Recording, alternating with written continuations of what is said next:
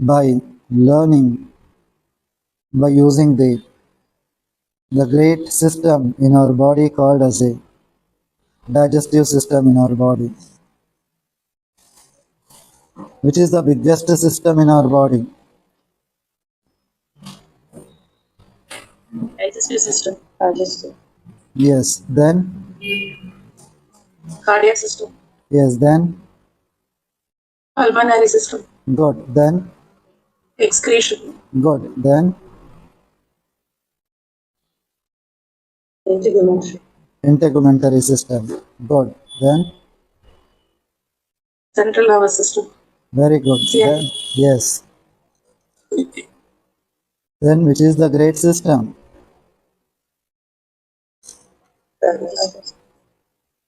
In fact, is all the systems are the, because we do have the fundamental systems. So one system will regulating most of the fundamentals in our body system. For example, CNS, central nervous system, circulatory system, right? Alimentary system, integumentary system, excretory system, right? Reproductive system. All are very great systems which is existing in our body. One among them is the one of the biggest system. It starts where I am talking. It ends on the anal canal. That to be considered as the great digestive system in our body. So this digestive system starts from the lips, mouth, right? Oral cavity. The oral cavity starts and then terminating on the anal region, which including the mouth, then the food pipe, which we call as the esophagus, right? Stomach, very small intestine, large intestine. Much before that is the gallbladder, liver, pancreas, spleen. So integrated to be known as the alimentary system or the digestive system or the abdominal system. In that, we are taking the single part in the morning session, that to be known as a stomach organ. Organ to be known as a org, O-R-B, org, right?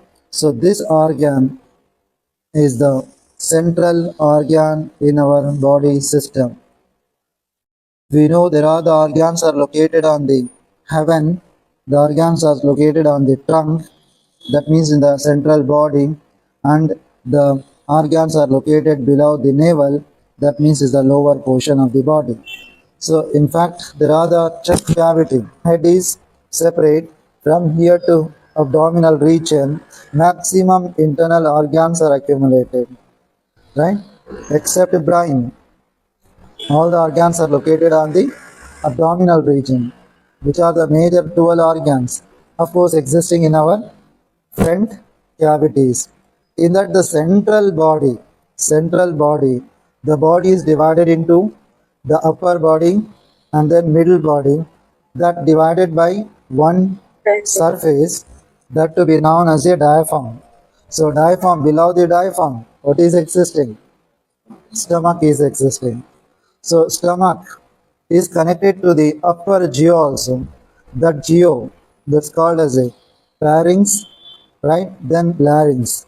So which is connected lower portion or behind that portion to be known as a esophagus. So behind the heart, behind the lungs, exactly this is located, that to be known as a esophagus. Let me see about the anatomical structure of the stomach in overall, then we'll move on to the functions, then later we'll just switch over to the meridian, and also which is the maximum number of the points are existing in the body, around 45 points we will see as a practical orientation as well.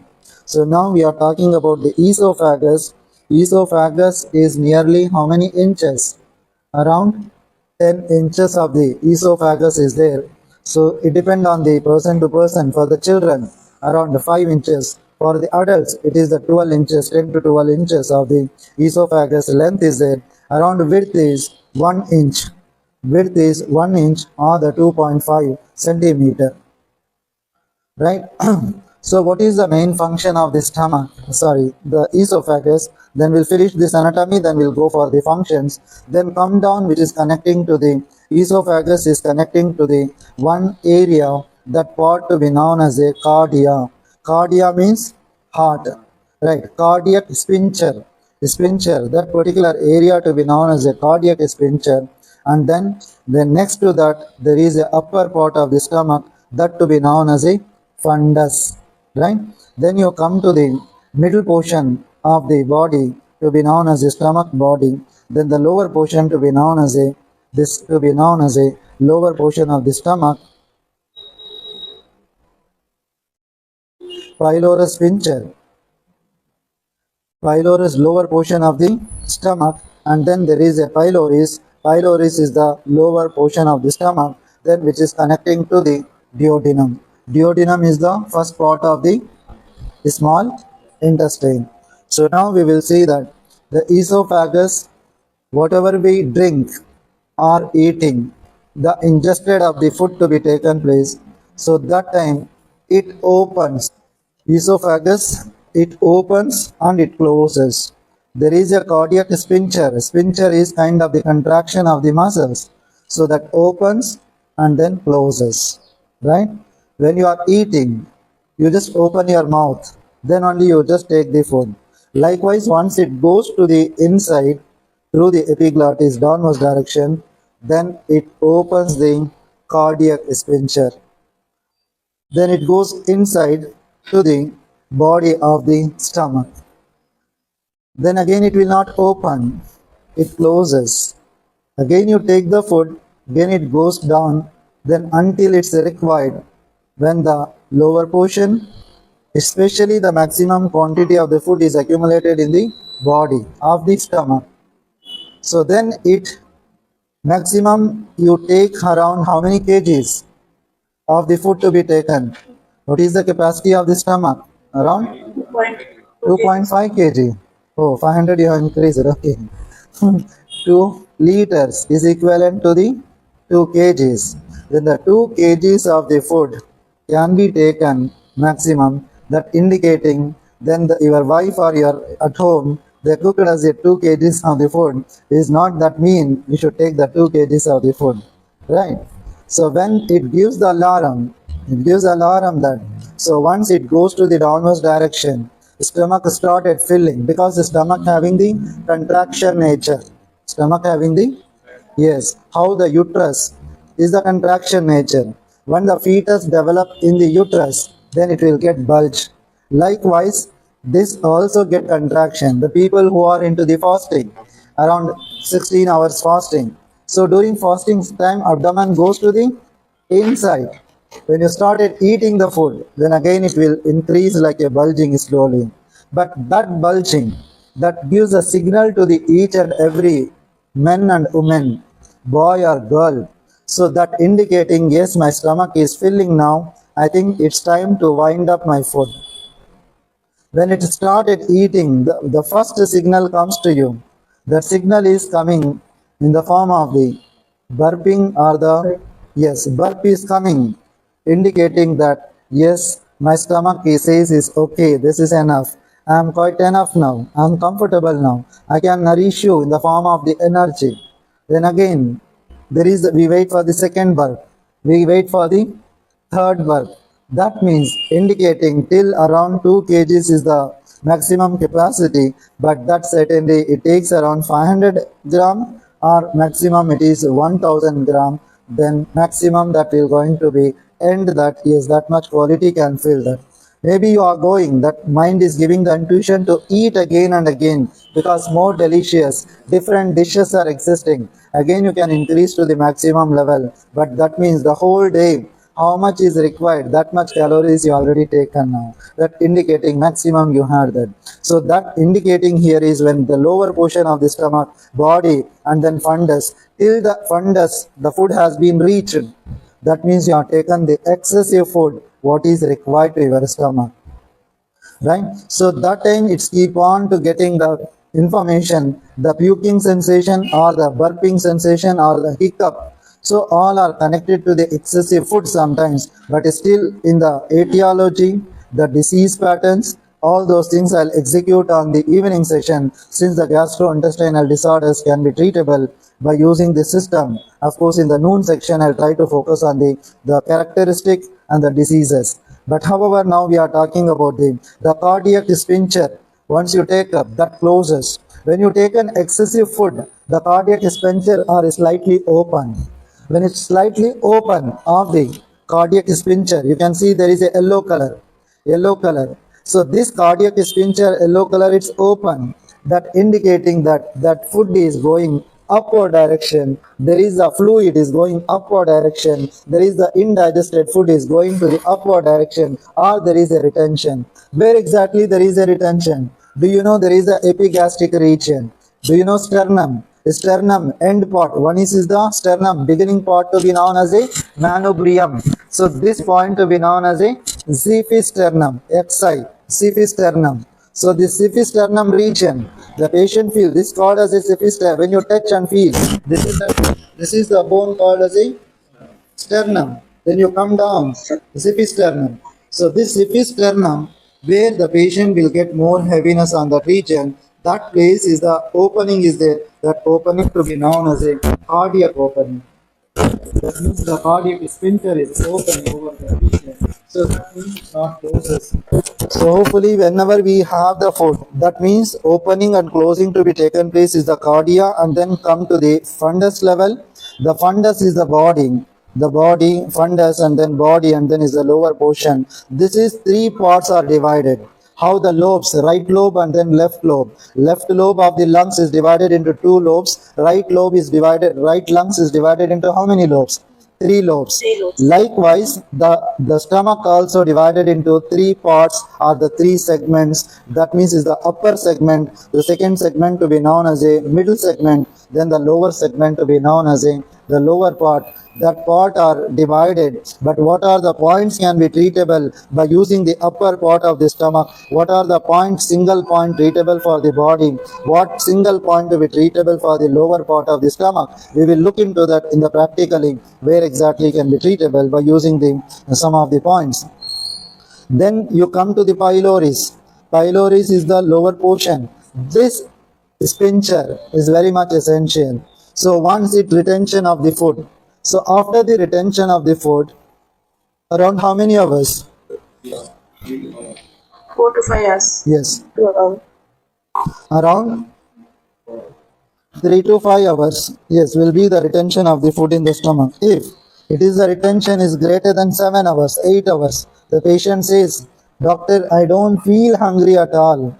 That means I don't feel hungry. That indicating the retention of the food is longer time. We all know how many times we should eat the food.